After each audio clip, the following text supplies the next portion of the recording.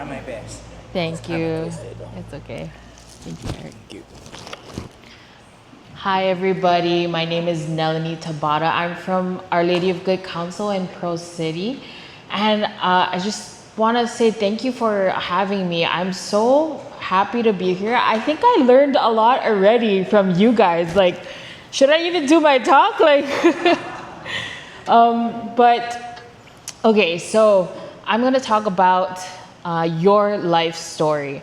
Your life story is written by you and co-written by who? God. And to start your life story, you need something to write with. And you need this. Does anybody know what this is? A pen. So you need a pen. And what you need from this pen is you need P, a personal relationship with the Lord. You need E, to engage with the church. And then N, to notice God's blessings. So, Russell, get pen.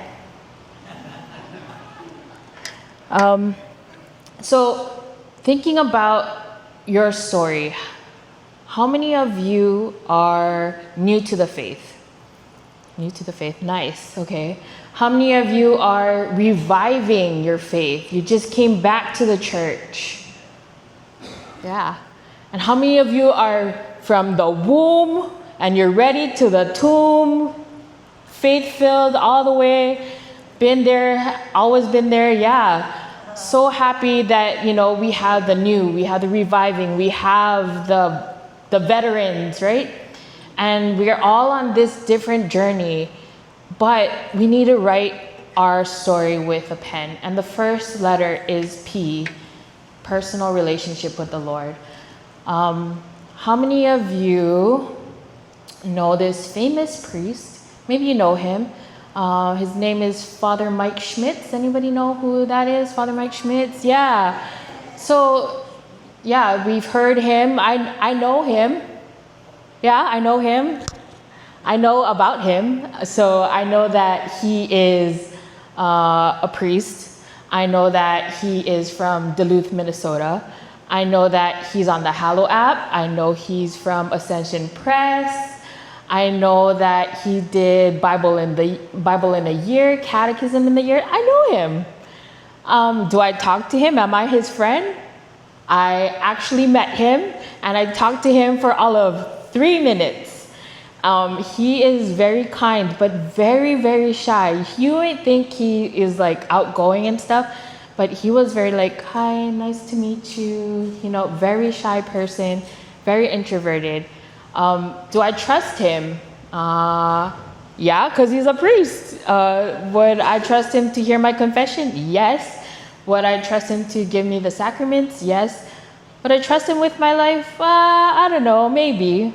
But I just know about him. But do I know him? I don't spend time with him. I don't know his life story. Maybe I do from his talks and stuff. But we need to look at that with Jesus. Do you know about Jesus? Well, we can know about Jesus. We can know that he died on the cross for us. He was born on Christmas Day. He resurrected on Sunday. What else? What else? Give me something you know about Jesus. He had 12 disciples. He was born in a stable. He was crucified. So we know about Jesus, but do we know him? I know him because I actually talk to him constantly. In fact, seconds before they called me up, I was like, dear Lord Jesus, help me, God, because I am nervous. Like, every time I get up to do a talk, I am so nervous. But, I talk to him. I tell him everything about my life. Like the other day, the other week, my sister told me this joke, and I was like, I need to tell somebody right now. So I was like, Jesus, you need to hear this joke. Here's the joke. Okay. How does the kumo hula answer the phone? Anybody know? Hello? Yeah, so I was like, I need to tell somebody, and the person I told was Jesus. And so, I tell him everything. I told him about the cute guy that smiled at me at the coffee shop. I told him about the friend that was frustrating me so bad that I was ready to, like I talk to Jesus all the time. And we need to have that personal relationship with the Lord. Now, in 2009 to 2017, I was going through such a bad patch. I had severe depression, and it was so bad for me that, I didn't want to go to work. I didn't even go to work for 8 years. I didn't go to work. I wanted to stay in my room the whole time. I didn't want to go and be involved with any communities so I went to church, but I just didn't want to be around people. And my mom can tell you like how bad it was. And so, but I really just wanted to be with Jesus again. And so I made it my promise to the Lord that I would reconnect with him. And I started praying to him, getting to know him. I went to adoration. That's my favorite thing to do. I know you guys had adoration today, and I'm like, I wish I was here for that. I went to adoration this morning too. Our church, in fact, has a 24-hour adoration chapel, and it's amazing. Like, I would go at all times of hours, but I don't drive, so my mom would have to drive me. So, luckily, she would come and pick me up at midnight to go to adoration. But, we have to have that personal relationship with the Lord. And so I challenge you to have a personal relationship with the Lord. Either you are starting your faith now, reviving your faith, or having a faith that is already established. Maybe you can do something more to have that personal relationship with the Lord. And then the next thing is E, engage with the church. I had to substitute for religion class 4th through 8th grade, and I was like, he didn't give me a lesson plan, so I was like, okay, let me think of something. And so I came up with this idea. I gave the kids 10 pieces of white paper. I told them you can use as much Scotch tape as you need, and you can use whatever coloring pencils, crayons, whatever you wanted to use. And I told them, okay, I want you to build the church. And so they did. And the amazing things they came up with, like 3D models of, churches. And I was like, wow, I'm so amazed. And they're like, okay, Mr. Potter, you're going to do it too, right? And I was like, yep, I already have mine. It's in my pocket. And they're like, in your pocket? I was like, yep, don't worry. So they showed we presented all of their churches. And then they're like, okay, what's yours? And I take out of my pocket, paper people. The one that's connected? Yeah. And I was like, this is my church. This is the church. And they're like, that's not a building. And I was like, I know that's not a building, because the building is not the church. We are the church. The people make up the church. Your grandma, your granddaughter, your mom, your auntie, your uncle, that person that sits all the way on the corner on the other side of you. These are the people that build up the church. And so when I say engage with the church, I mean, get out of the concept of just being in mass. Go out and meet people. Be with others. Sign up for a ministry. I'm glad that you guys are all here, because, this is a great opportunity to learn more about your faith. And so one of the things that I really, really thank God for is my young adult community, Strive Ministry. Before I turned 18, they were already asking me to be a part of young adult ministry. And through the tough years of depression, I also deal with a mental illness called schizoaffective. And so when those hard years were happening, they helped me through my hallucinations, my delusions, my paranoia, all the things that, would rock my world and leave me helpless. But they were there for me. They not only helped me mentally, but spiritually. We came together, we prayed together, we went to mass together. So I challenge you to go and find a group of people. You guys already have a great community. at my church, I feel like nobody wants to talk. Like, you guys all want to talk. Like, I think that's so great. Like, sharing your faith story with each other and growing and learning with each other. And I love that you guys are brothers, because me and my sister, we love hanging out and doing church things together. So, bringing in your families, bringing in other people into your community and engage in the church, building up each other to build up the church. And lastly, N, notice the blessings. So, sorry, what's your name again? Luigi talked about giving thanks, right?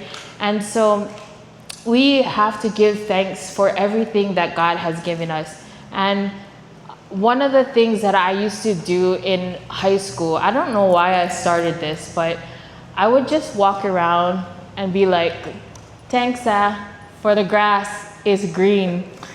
Thanks, the sky is blue. And I would be like, that would be my conversation with God, like being thankful for everything and anything I saw. And, I talked about it with my kids, not my kids, my students. And I told them, when you give thanks to the Lord, people will see the joy in you.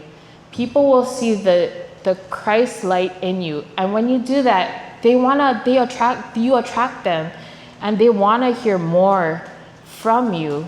And that's evangelizing, and that's what we're all called to do too. So when you give thanks to the Lord for everything that you have, for everything that you do, Christ's light is going to just shine through you.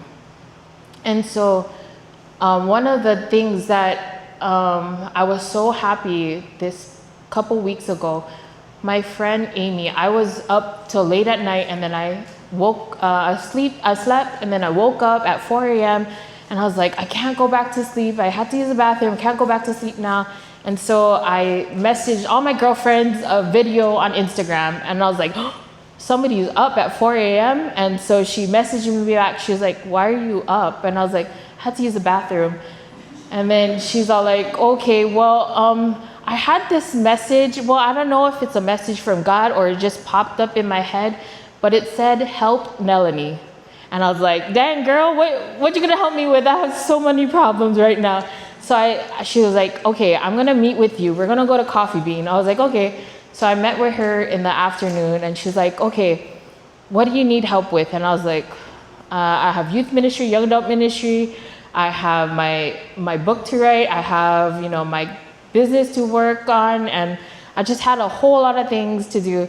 And then I was like, but you know what? I'm really sucking at homework right now. And she's like, I love homework. And I was like, great, you can help me. So, just having that blessing of my friend, wherever that came from, that spark and that light, that, opportunity for her to say, help Melanie. And it was great. And I was so thankful because I got an A on my assignment. And I was like, thank God. And I was like, thank you, Amy. I don't know what called you to ask, to tell me that I need help, but I'm so grateful for everything that you have done for me today and all the other times that you have called me randomly. And so with that, I challenge you to pick up your pen. This week, I challenge you to either start your personal relationship with the Lord or strengthen your personal relationship with the Lord if you already have one. I want you to engage with the church. Maybe you already have a church group or ministry that you're with, maybe branching out to a different one, or finding new people to huddle with and learn about the faith more. And then notice God's blessings. Sometimes we forget to thank God, and it's just a reminder when you're like, thanks, And so, just picking and showing God that you're so thankful for everything that He has given you. And actually, I like to give gifts. So If anybody would like to tell me what they want to work on, either personal relationship, engaging in the church, or noticing God's blessings in their lives by doing either a gratitude journal or doing the Tanksa conversations, I have 3 of these.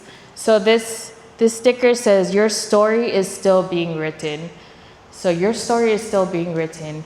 You have a chance to keep writing with the Lord your story of faith. And so if anybody would like to say something or tell me what they want to work on, I have 3 of these. And yep. Thank you so much, everybody. I'm so happy to be here. I was so excited after meeting everybody, and it's fun to see like-minded people so excited for the faith. And man, you guys are on fire, and I can't wait to see what ACE, it's called ACE, right? ACE is gonna put up for everybody here at your parish. I pray that more people will come and get excited too. And Auntie Maria, thank you for inviting me, and so happy to be here. Thank you.